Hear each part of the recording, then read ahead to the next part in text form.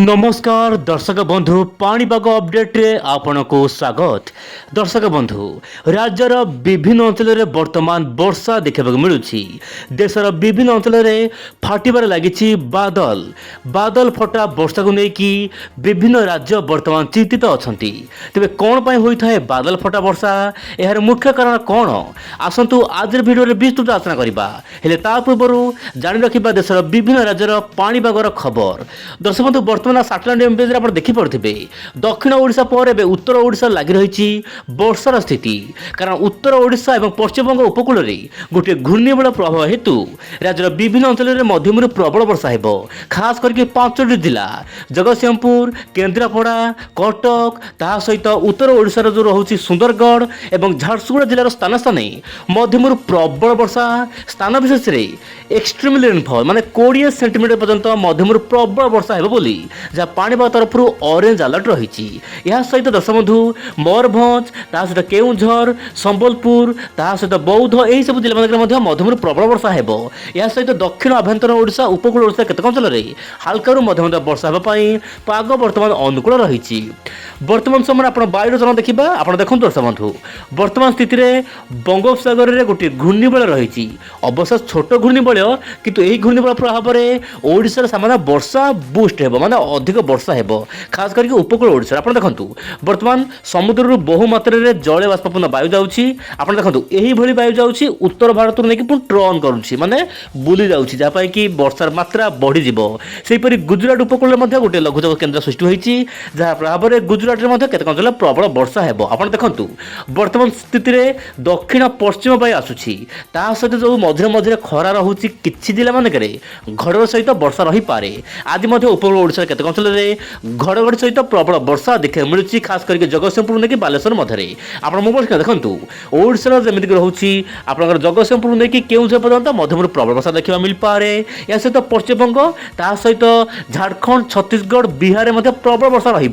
किंतु गुजरात आखपाख अंचल जो लघुचाप रही प्रभाव में पश्चिम भारत में वर्षा बढ़ापी वर्तमान समय पाग अनुकूल रही पारे। तेज दर्शक बंधु वर्तमान नजर पकेबा आगामी 4 दिन मध्य केमिति रहबो पाणीपागर स्थिति वर्तमान मोबाइल स्क्रीन देखंतु खास करके ओडिशा पाणीपाग। दर्शक बंधु विभिन्न अंचल वर्तमान वर्षा देखा मिलूँ और 4 दिन मध्य देशर विभिन्न भाग वर्षा बढ़िबो आप जो रोचे पश्चिमबंगर प्रबल वर्षा रही पारे किंतु ओडिशा जब आप देखिए आप देखो ओडिशा धीरे धीरे वर्षार परिमाण बढ़ुची एमती कि 20 ରୁ 30 सेंटीमीटर पर्यंत वर्षा देखा मिल पारे आप मोबाइल स्क्रीन देखिपे किंतु आप जो रोचे पश्चिमबंगर झारखंड पश्चिमबंग उपर भाग झारखंड ता सहित एपटे छत्तीसगढ़ बिहार केतक अंचल प्रबल वर्षा रही पारे सेहीपरि दर्शक बंधु मध्यप्रदेश विभिन्न अंचल प्रबल वर्षा देखा मिल पारे किंतु 4-5 दिन मध्य देशर विभिन्न भाग में वर्षा बढ़िबो कहीं छोट मोट लघुचाप प्रभाव में घूर्णिबल प्रभाव में राज्य आगामी 30 तारीख पर्यंत वर्षा स्थिति देखा मिल पारे। एवं आलोचना करवा सब बड़ खबर बादल फटा वर्षा कौन। दर्शक बंधु आप देखो मोबाइल स्क्रीन रे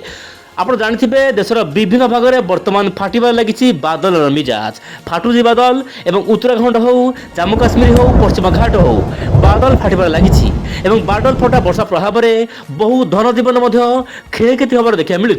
किंतु कौन पर होता है यही बादल फटा वर्षा सामान्य छोट ग्राफिक माध्यम मुझे कहूँ चाहिए। आप देखो दर्शक बंधु आम भारतर उत्तर भाग रही जम्मू काश्मीर सेपरि हिमालय पर्वतमाला ता सहित उत्तराखंड में साधारणतः अधिक बादल फाटी थाए या सहित दर्शक बंधु आप जो रोचे पश्चिम घाट में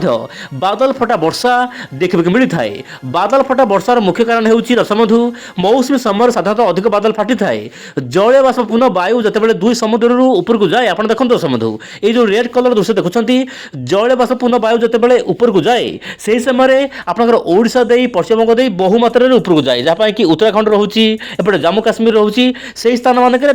बहुत हिल एरिया पहाड़िया अंचल रोचे जहाँ कि वायु आग को बढ़ी पार ना जहाँ कि तल को आसवाक चेष्टा करुच्ची तल को खसुची से दर्शक बंधु बादल भारी पाई खसी जाऊँगी जहाँ कि गोटे गोटे घंटार 100 ରୁ 150 मिलीमीटर वर्षा होची जहाँ कि बादल फाटी जाऊँगी आम जहाँ बादल फटा वर्षा कहू एपटे पश्चिम घाट में बादल फाटुची और देशर विभिन्न अंचल में बादल फटा वर्षार स्थिति देखा मिलूँ। दर्शक बंधु छोट अपडेट मध्यम बादल फटा वर्षा कौन पर होता है मुझे कहली बादल फटा वर्षार अन्य किसी कारण रही आगामी भिडियो में कहना चाहिए जदि आज भिडियो समस्त अपडेट कहि भिडियो बहुत बड़ हो दर्शक बंधु आगामी अपडेट मध्यम पाणीपाग समस्त खबर जानवा चेष्टा करवा। आज नमस्कार जय जगन्नाथ दर्शक बंधु।